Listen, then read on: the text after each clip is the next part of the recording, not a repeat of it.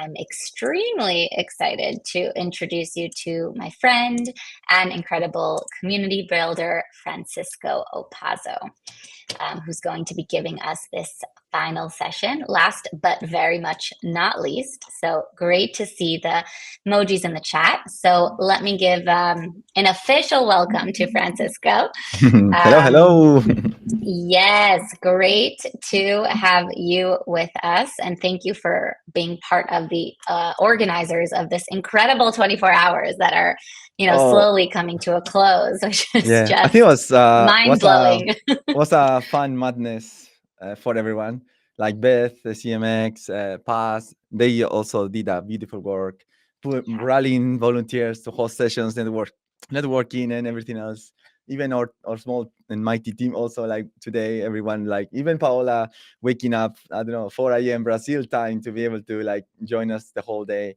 So it's like, honestly, kudos for everyone. I just wanted to, 100%. if I can, before it starts, I know we are kind of timing, but maybe people never realize that. I'm going to share my screen. Sorry for taking over. We created actually a song for this event. I'm going to just play it for fun, a few seconds. All right? Sign. Works. Let's go. Nice. No borders, just us. In the loop. Just us. Come on. From Sydney sun to London rain, we gather with purpose, not for fame. San Francisco dreams, Mumbai's fire. Together we climb, learn, and inspire. 3 voices lead, 1 world in view. CMX led by community, and the community collective too. Nobody stop us. Let's go, Michael. No time zone fight. We build as one, day through night. One day, 1 world, 1 loop. Linked by purpose, not just a group. No matter the space, no matter your crew. These lessons and stories were made for you. No borders, no silence, no muted truth. Just stories and strategies fresh with youth. Wherever you land in this vibrant group, you're not alone, you're in the loop. Woohoo! All right. I think that was enough. Yeah, exciting. All right. Love it. Honestly, events are never the same if they don't involve your incredible songs, Francisco. So thank you so much for that. And before I let you take over, I do want to give an official introduction to you, because for those who, for some reason, don't know Francisco, I think it's really important to shine a light for a moment and give a little context to the incredible community builder Francisco is. So in addition to being founder of Led by Community and Community Week, Francisco is a growth marketer with extensive experience in digital marketing, web design, community-led growth. He spent over a decade running a successful digital agency in Latin America, where he built more than 150 WordPress websites. And then after relocating to the UK about 7 years ago, Francisco led digital marketing campaigns for high-profile tourism boards and many different companies. He then later founded the unofficial Buddy Boss community, thriving hub with community-powered course creators, and served as marketing director for both Buddy Boss, Wishlist member, supporting over 100,000 members on the site. And now Francisco helps SaaS and WordPress companies drive growth through partnerships and demand generation. And as we said, also using Led By to organize the amazing loop that we are just now coming to a close. So thank you so much, Francisco, for all that you do. I'm grateful personally. I know all of us in the community are as well. So please take it away. Share your wisdom with us. Oh, that was a very long backstory. Well, it's 9 years and a half and counting now in the UK. So yeah, that bio is still 2 years old. But thank you so much. It was nice to remember a bit of the story. Well, thank you, Tali. Mostly today, I wanted to preach, one concept that I have been sharing. I would say almost a year now. This concept about co-ownership and co-creation. I feel that the key not to put members in the spotlight is to empower them to do the magic, is to put the spotlight on them, not on whoever no, or is the community team or the community leader. Now, so today mostly we have a few slides to understand essential ideas behind this concept of co-ownership and co-creation. Also a few activities where you can also participate if you want. After that, we are going to include, of course, a few regular big brands that have been doing this really well, but also a few small examples at how we internally at Led by Community have been doing and trying to actually eat, or no, dog food, as the company says, try to actually empower our members to own initiatives and programs that benefit many other members in the community. So let me go and try to share a few slides here.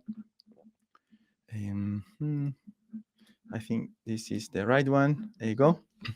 So the title is From Audience to Owners, Rethinking How We Actually Manage Community Participation. That's the idea. Now, there are a few concepts that we are going to cover today, like rethinking community participation is to unlock the passive engagement. No, actually, lurkers get benefits of everything we do, but how we can actually empower them to be active and not be then sleeping. Then what is shared ownership? How actually communities can thrive when they apply the shared ownership principle. And then the final is how you can actually use co-ownership to trigger meaningful connections that are the outcome of the consequence of contribution. So this exciting idea. The first is have clear that participation is not the same as ownership. No, showing up for an event like this one even is not the same as investing your time and resources. Let's say becoming a host, becoming a moderator, becoming a speaker, all the work that is behind, and also like the ownership related, not to own a piece of something. The second point is audience. No, it's the same as just consumption. No, so this concept of audience is different than the community. No, like communities, usually members should find a way to contribute.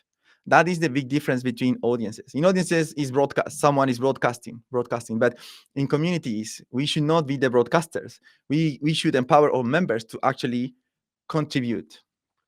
The third point is owners.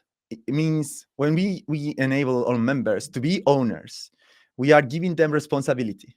No? So we should think about how we can promote or even enhance the way we do stewardship, and how do we care for members that are actually receiving more responsibility in our communities. And finally, more shared power, more meaningful outcomes. Okay, so we need to distribute this leadership. Now, big brands, examples always there, because it's good to have a reference, a North Star point. Lego, they allow fans to co-create products, and then actually members have a chance to vote on designs that go straight to production. So that is the impact of this ownership that Lego is sharing within their community.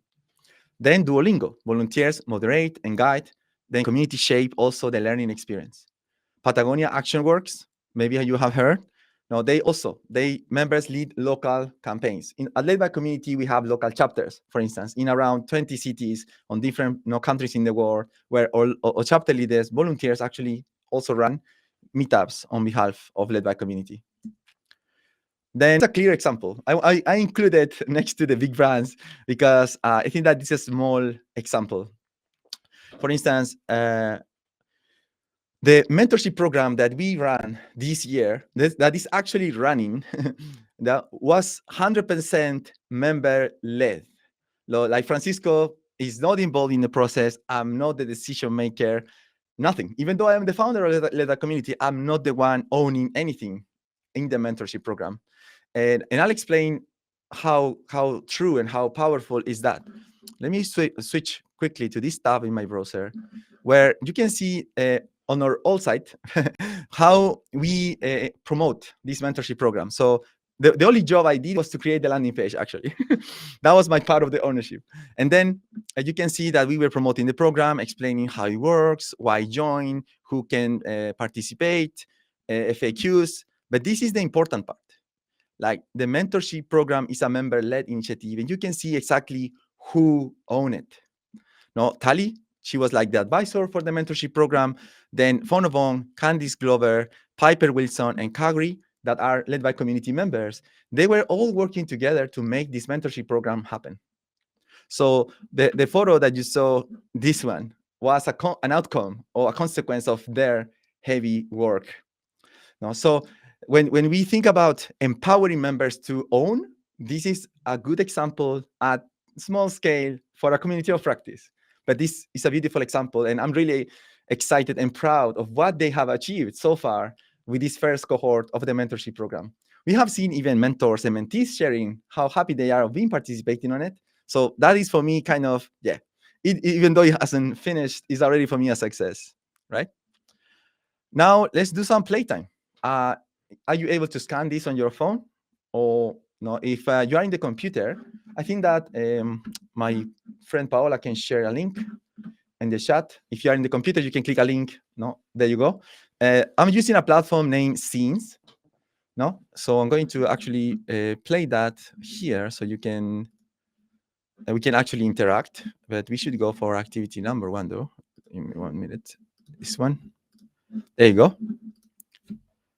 Activity 1 is mapping your stakeholders. What this means? What this means? This means you could list current roles in your community who are actually actively participating. What are the roles that you see in your community? A few communities have these members that are answering all questions. A few communities have this member that is maybe welcoming everyone. Like, you don't know why, but that person is always welcoming everyone. Or this is a person who is always reporting bugs in your software, right? Your community has different roles, so try to list them. No, you can use these cards to actually list them. No, so if you click the plus, you can create a card and list the roles. I would say the welcomer, the knowledge bomb dropper. An example, sometimes then the blogger, then the thought provoking. These are just like random examples of like things that we can easily spot in a community of practice, right? There is someone always friendly, welcoming everyone. Then there is someone that is always doing research, reading books that come up with, hey, I have learned this, I have been exploring this concept, and I love that, right? So let me just add the note, and then close. And you can see now the notes are being saved here, so we can all collaborate. So this is a small example. List first, who participates in your community. That's the first part of this activity. The second one is add one new responsibility per role. One new responsibility per role. Let's figure out. I remember now that there is a delay. All right. I think that there is a small delay, so I'm going to be patient with you. Apologies. I'm probably a bit nervous, so that's why I'm rushing. But I'm going to breathe a few seconds so you have time to actually write a few of these roles. Okay? Okay. Yes, I just remembered. No problem. You can take your time. I can see tally cards happening. Michael, yes, thank you for engaging and participating.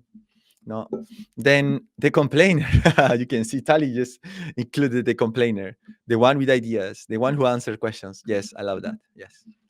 Now let's keep. This is like mostly to help us reframe, the way we consider how our members can move forward in the, in this ladder of ownership. Now let's pick any of the roles that we have listed, now, and let's add one more responsibility for them. For example, I'm going to knowledge. No, I'm going to create for the welcomer. No, the new responsibility will be have one-to-one with even one member per week. One new member per week. Easy as that. So now this person already has a role. Sometimes we assign roles when people say, hey, I want to help. And all the times people just take over like naturally their role. Like no one is asking the welcomer to do that, but that person is still welcoming everyone, being kind with everyone, right? And then now imagine that this welcomer is actually acquiring a new responsibility. So you want to talk with this welcomer, first give them the proper kudos for the work that this person is doing, and then you can say, hey, have you considered that maybe you could expand all this good vibe that you are delivering to our new members? Maybe if you have 15 minutes per week, you could share your calendar with any of these people you are welcoming, and you could connect and have a virtual coffee with them, 15 minutes. What do you think about it? And in that way, you are gradually moving them forward up in the ownership or co-ownership ladder. It's a small example, but this can help you understand and realize how gradual the progress towards that engagement and community co-creation ladder can go. All right. And then the third stage of this activity, number 1, says, what roles have potential? Like, who could take more leadership? Now, let's go back to the first card, this example I put here. We have, maybe I can zoom in a little bit. All right, that's good. So imagine we have welcomer, knowledge bump, or let's go for Tali. Tali says, the one who answers questions. All right. Imagine that we are going to assign work to the one who answers questions, right? So the one who answers questions. The potential, why we know that has potential? Because has experience and knowledge. Now, leadership, what this person could lead. Can you come up with an idea? Do you want to share any idea in the chat or no there? What we could do, like this person has experience and knowledge, and how we could allow these people to take more leadership. For example, maybe this person could write the weekly recap of the topics discussed this week. A bit redundant, but you get the idea. No? Okay, weekly recap of topic discussed the previous week. Makes sense. No? So every Monday, this person is going to write and check what happened in the community last week, and then on Monday he or she can give us a recap of what happened. Okay, this is an example, a small activity to mostly understand how we can gradually understand and map our stakeholders, and also actually how we could analyze their potential to assume more responsibility. All right, go back. So the same that we did on scenes is here. List your current roles, add one responsibility per role, and then figure out who could take on more leadership, right? Who has the potential to co-own your community? Let's move on. Now, when we are building community programs, we do research. We love to. Sorry, I'm going to pause. Daniel says they could nominate content for the creation of new knowledge articles. Love it. Yeah, that's very, very smart way. No, they could also be the ones marking things as solutions. Yeah, perfect. Now, when we are designing or building community programs, we love to write extended docs and breaking down things, and we should this and we should do that, and yeah, we love the theory for many. It's not my case. I'm more like the creative guy, but many, especially in B2B, you actually need some structure. So now the key, the secret is from the beginning, you should design your community programs for agency. That means from the beginning, you should try to think about, okay, we are going to launch maybe an ambassador program. What micro roles can live within this small program? Then also you should share the backend. People love that. Hey, I have been trying to 10 interviews per week to figure out what people are looking for, what are benefits the ambassadors are trying to receive. Like, show the backend. Like, people love to understand that. And when you share that, people feel more connected with your activity as community leader. Then another aspect is be willing to give decisions away. Now, so sometimes you know that the program needs this direction, right? But you also should build your program in a way that it has some room for flexibility, so you can include your community input to shape the direction of the program that's still matching and mapped to all those KPIs, OKRs, and all that boring stuff that you should fulfill no matter what with your community program, right? And then the fourth, but really critical, is just not engage, but entrust, right? It's totally different. It's not just like, hey, what do you think? And that's it. No, we should go further. Like, hey, what do you think? Oh, I love this. I like that way. Do you think that you can actually help me realize or do things in that way? That is totally different approach. Is giving the power away and trusting them, right? Awesome. Let's keep going. Other examples of this idea, no, but more like in community category, no, is that for our community brand, let members choose campaign themes, share decisions on product direction, right? Then in the customer communities, maybe someone can help you run a product beta council, right?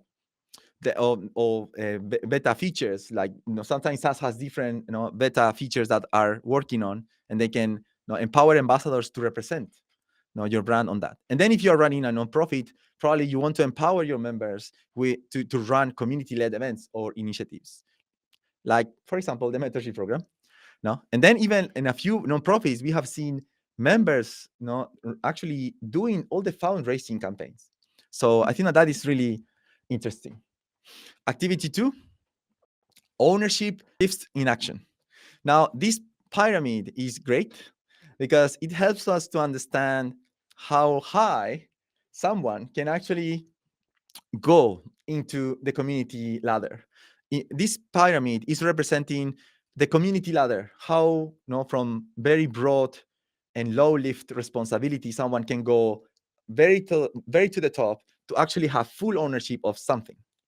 We have someone in the audience actually that went through all this pyramid within our community. I want to share the why and how, but you're going to see. For instance, one of our members, Serena's node, she started to join our meetups in London. That's why how we connected. Then she joined our online community. She has been a speaker in our events. And then during July, when it comes the time to run the London Community Week, I was thinking, the whole week is so many activities, and I needed to be away all those days from my family. And I said, maybe on Friday, I would love to have someone actually leading the unconference event. So the whole official event and conference. So I said, who will be keen and willing to take that ownership? Because it's a big challenge to run an official event, part of the London Community Week. And then I reach out to Serena, and Serena says, hey, Francisco, if I can kind of get the right information, connect with the right people, likely I can do it. So I try to provide everything she needs. I have to learn their way to run events and adapt myself and give away a ton of my kind of ownership on the event so she could feel comfortable to run it properly. What was the consequence?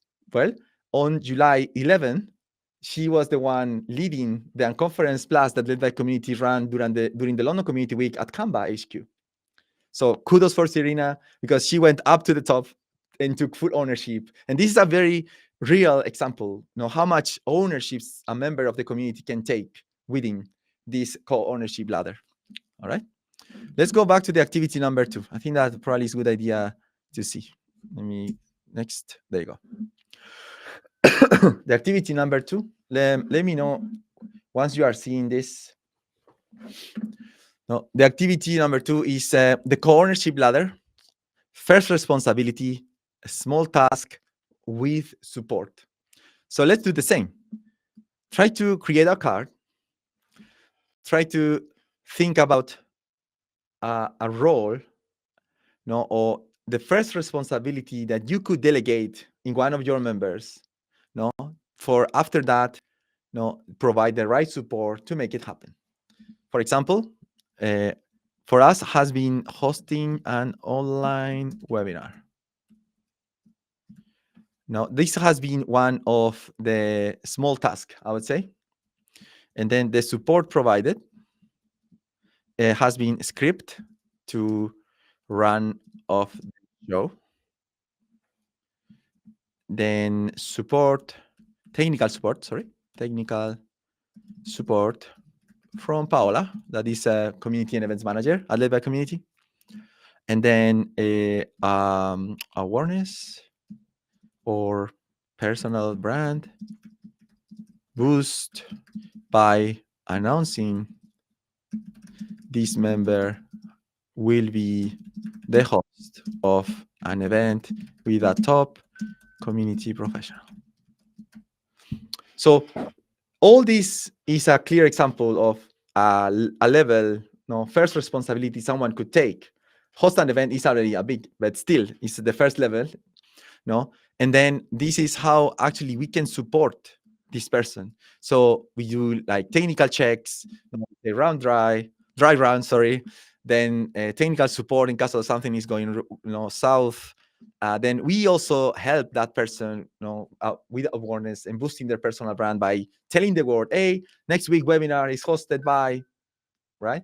That is one example of how we could, start climbing up in the co-ownership ladder, but always with care. That's the point. You can see this is with support. There is no other way to get our members engaged, right? Now let's keep up. Well, even though we are scrolling down, but this is going up in the ladder, right? So the second level, collaborative leadership with shared decision making. Now, these are examples of how like deep this person could go, right? Imagine someone wants to lead a local chapter. And then what is the support? Guidance and playbooks, maybe money, resources, partnerships, and venue. Again, another example of how we can allow members to take on more responsibility, but with our support, right? And finally, you already listen to my story, no? So like a full big scale event, and then support, communications, resources, personnel, and but I think that's enough. I don't want to go because I think that my time is almost up. All right. But this is again, like how we could gradually be giving away, this ownership and empower our members to do more. All right. Let's keep going. My time is up. Again, we can think about how Lego allow members to vote on what is going to production. Remind Duolingo can create even course content, right? Patagonia is also a good example. Now they allow local chapters to actually drive social impact campaigns, right? Finally, this is a homework, I would say. No, try to think on your first ownership experiment. What do you want to give away? Event planning, content creation, welcoming members. Then think about who. Identify potential co-owners for this. Engage regulars, subject experts, enthusiastic newcomers. And then how? Create a simple structure, set the right expectations, provide the resources, and then also success metrics, right? You should also communicate, hey, if you do this, success doing this task means or potentially will mean this and that, right? That's the idea. Now, finally, I know that my time is 1 minute, but the question for you, how your tech can actually enable co-ownership and co-creation. I'm going to share just a quick example. What we did. Sorry, I hear something on Zoom here. I need to make it quiet. All right. Sorry. Now let me go back to led by community.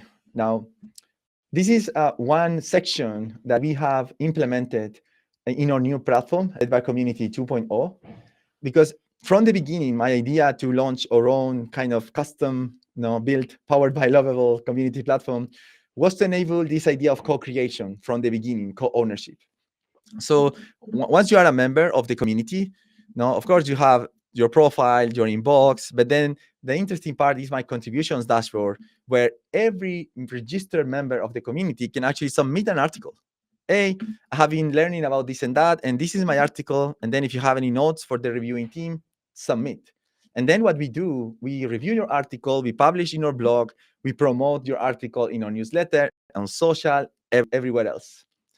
So like from the beginning, even your tech can enable this idea of co-creation. And then probably you have seen that we share, we have shared around 50 stories of different community professionals globally. Now we enabled a section where actually now with 2 clicks, everyone can share their own story and again, get featured everywhere, right? Then why about a community roadmap? We have also created a community roadmap where every member can have a bird's eye view of what's next, what's coming, right? Most of the times community roadmaps are hidden for the community team only, but we did inverse. Now we shared everything very open. Thank you so much for that, Francisco. Honestly, I can attest firsthand how you truly live by this co-creation. And I think that that's a real testament to everything that you shared with us today. So very much looking forward to Community 2.0 and continuing to co-create and co-lead together. So thank you so much for that. And Francisco, do you have any parting words for kind of the final session and the closing of loop of the last 24 hours? I think that is just like always we should say thank you to Gainside Discourse, baby, because they give us a hand. And also probably I would say around 50 people in total across different time zones were volunteers making this happen. So that's also like a powerful testament about co-creation and co-ownership. Like even like doing a ton of tech checks so everyone knew how things work and all that. So I would say just kudos for Beth McIntyre, head of community at the CMX, and Baby, because she was the one last year reaching out and saying, hey, I have this crazy idea of trying to run a 24-hour online summit, and I'm looking for organizations that can make this happen, supporting us and all that. So yeah, that again, Paz also, she has been really supportive with her team. They also did a ton of work behind the scenes on graphics, on promotion. So I would say everyone has done a little bit for everyone else to enjoy. So just thank you to everyone who was involved, every volunteer, and also the leaders that were leading the charge. And of course, our community partners as well. Keep community consultants collective. I think that they actually, and then Australians community managers, they were also helping us with awareness and all that. So yeah, I would say just close the show, dancing the song again.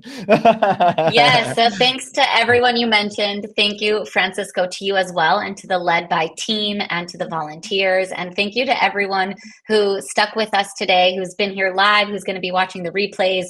We're grateful to all of you. This has been unbelievable. So Francisco, if you want to end it with a song, and yeah, we'll just thank you again for sharing this with us. Yeah, we should try it. Let's do it. Let's do it. You're in the love. Ha, ha. Woo. Let's go. Ha, no borders, just us. Ha, ha. In the loop. Ha, ha. Just us. Come on, fake. From Sydney sun to London rain, we gather with purpose, not for fame. San Francisco dreams, Mumbai's fire. Together we climb, learn, and inspire. 3 voices lead, one world in view. CMX led by community, and the community collective too. No borders stop us, no time zone fight. We build as one, day through night. Boy, one day, one world, one loop, linked by purpose,